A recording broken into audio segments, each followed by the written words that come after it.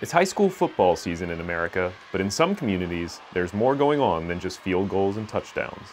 For the last couple of weeks, I've been dealing with several different football complaints throughout Georgia, Alabama, typically centering around two issues: loudspeaker prayer, that is prayers broadcast before football games start to sort of solemnize the event, and coaches praying with their team before or after the games.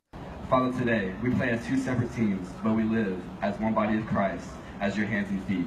In Lee County, Alabama, a complainant reported after the first game of the season, there was a prayer broadcast over the loudspeaker system. We wrote to the school superintendent.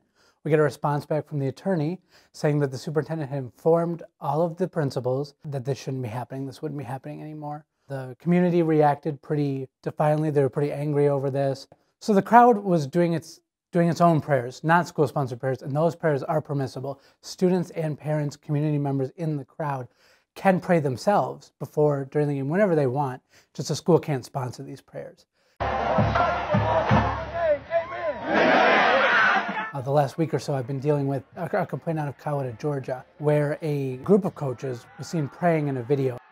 I wrote a letter to the superintendent letting him know that coaches not only can't lead prayer, but they can't participate in student-led prayer. The superintendent got in touch with the school's attorney, who let the superintendent know that we were correct and that the coaches cannot be participating. They put out a memo saying that both school coaches and volunteer coaches can no longer be participating in prayer with their students before, during, or after games.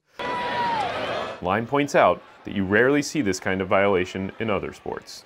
Yeah, there's just something about football and religion that's been so closely tied together for so long that people just associate the same thing. Like, oh, if you're taking the prayer out of our football, you're somehow attacking football, or you're attacking the way our community views this. You're sort of attacking our community. Despite these traditions, the tradition of prayer that's gone on for many years in many of these towns, it's still illegal. They're violating the Constitution. And the fact that they've been doing it for 30, 40, 50 years doesn't change that. They're still violating the law.